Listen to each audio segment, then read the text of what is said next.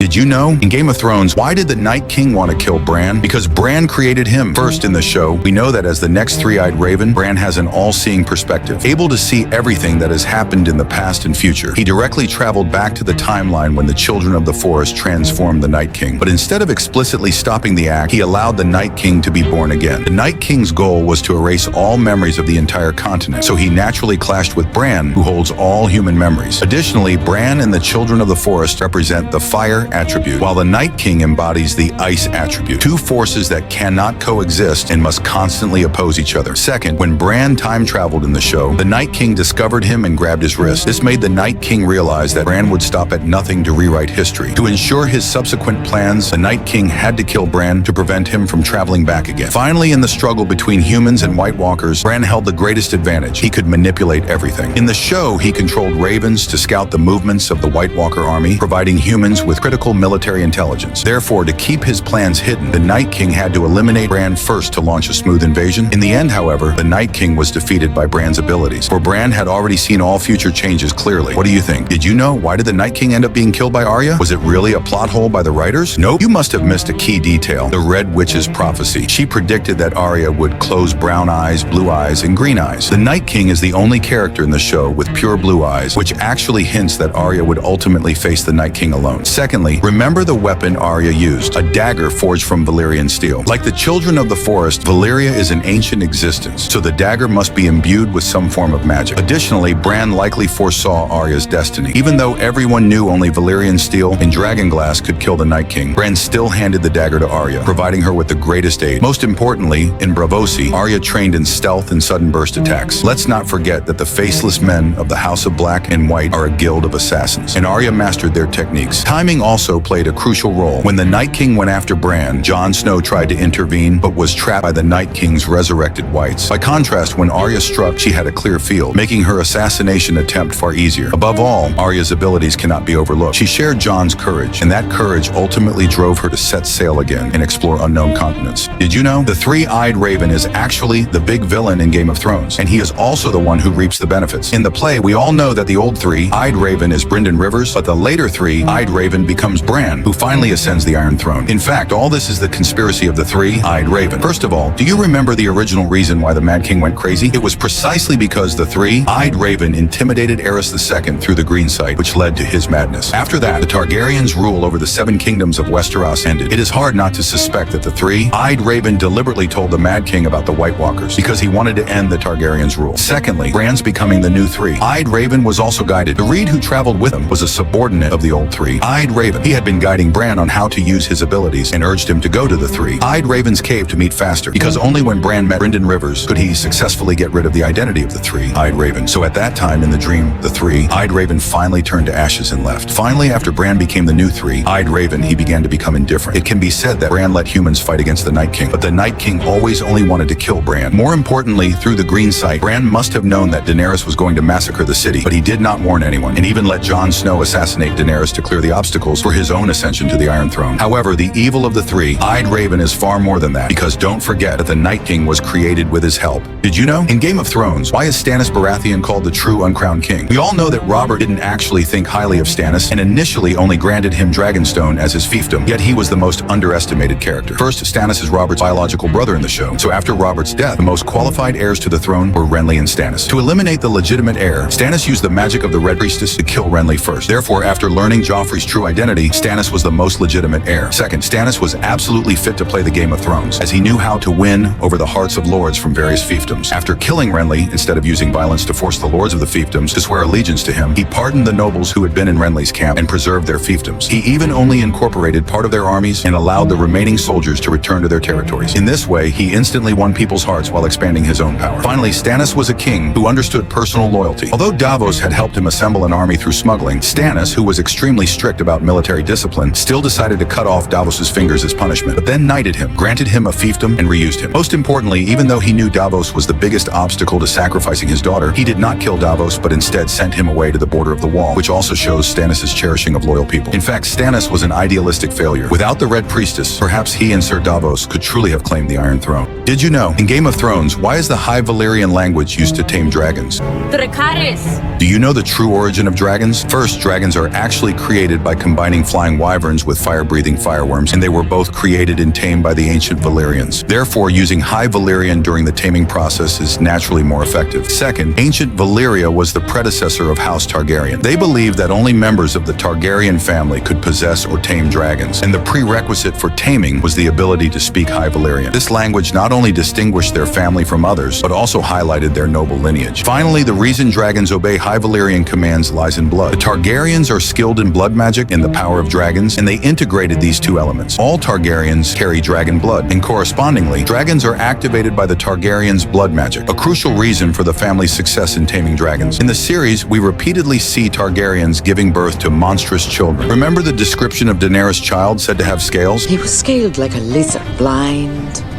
with leather wings like the wings of a bat. The same happened with Rhaenyra. Perhaps this is the best proof of their dragon blood. What do you think? Did you know? In Game of Thrones, why does everyone believe the Iron Throne is the true seat of power? In the series, people vied for the Iron Throne, even triggering the War of the Five Kings, yet no one ever thought to crown themselves king and establish their own genuine throne. First, the Iron Throne in the show was forged by Aegon the Conqueror from the swords of his enemies. To the Seven Kingdoms, it symbolizes the unification of Westeros and represents the legitimacy to rule the Seven Kingdoms. Aegon, who conquered the Seven Kingdoms by force, also added dignity to the Iron Throne. Second, in the history of Game of Thrones, after Aegon conquered Westeros, House Targaryen ruled the Seven Kingdoms from the Iron Throne for nearly 300 years. This has instilled a sense of awe in the people towards the Iron Throne, and its long-standing rule has made it an iconic symbol of power inheritance. Finally, the Iron Throne is made of swords and extremely sharp. In House of the Dragon, Viserys is often wounded by the Iron Throne, which metaphorically represents the dual nature of power. Aegon used this method to warn his descendants that kings should not indulge in comfort. However, since the Iron Throne was created through violence, it would ultimately end by violence. After Drogon destroyed the Iron Throne with dragonfire, the rule of the Targaryens also came to an end. Sansa then became the first queen to declare independence from the rule of the Iron Throne. Did you know in Game of Thrones, Aegon never actually unified the continent of Westeros? We all know that Aegon was the first to conquer Westeros and that the Iron Throne was created by him. The show mentions that the holder of the Iron Throne is the ruler of the Seven Kingdoms, but if you look closely, there are actually 9 noble houses in Westeros, which shows that he never truly achieved unification. First, Aegon only conquered 6 kingdoms by force at that time. Due to its advantageous terrain, the Kingdom of Dorne was not conquered by Aegon and only joined the Seven Kingdoms later through marriage alliances. Although Aegon called himself the protector of the Seven Kingdoms, it was not until King Daeron II that Dorne was successfully brought into the fold. Before that, Dorne had always been an independent kingdom. Therefore, he failed to achieve unification with regard to the Kingdom of Dorne. Second, although the kingdom in the north appeared to submit, its vast territory and large population made it sufficiently capable of ruling itself as a kingdom. In the end, Sansa successfully declared its independence, indicating that all the Seven Kingdoms were independent states and had never achieved unified political positions. Most importantly, the Kingdom of the Isles and Rivers was eventually split into the Iron Islands and the Riverlands. As an autonomous house, the Iron Islands actually swore allegiance to the Starks, which further facilitated the independence of the kingdom in the north. Finally, Westeros had its own diverse beliefs, and even Aegon's use of violence could not change them. Each kingdom had its own gods, and this chaotic spiritual belief was the true reason why Aegon could not successfully unify Westeros. What do you think?